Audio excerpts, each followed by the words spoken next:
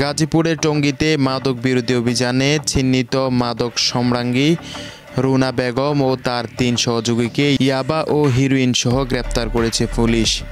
রবিবার রাতে টঙ্গী পূর্ব থানা পুলিশের অভিযানে কেরানীর টেক বস্তি থেকে গ্রেপ্তার করা হয় রুমা বেগম ও তার ৩ জন সহযোগীকে। তিনি ওই এলাকার শীর্ষ মাদক ব্যবসায়ী আব্দুল কাদিরের মেয়ে। কুখ্যাত মাদক সম্রাট রুনার নামে একাধিক মামলা রয়েছে। জানা যায় রুনার সপরিবারে অবৈধ মাদক ব্যবসার সাথে জড়িত।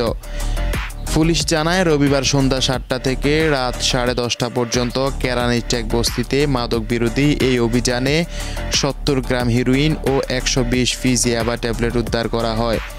টঙ্গী পূর্ব থানা অফিসার ইনচার্জ ওহিদুজ্জামান জানান, গ্রেপ্তারকৃতদের বিরুদ্ধে মাদক মামলা রুজু করে গাজীপুর কোর্টে প্রেরণ করা হয়েছে। Desk report, Bartadesh news, Dhaka.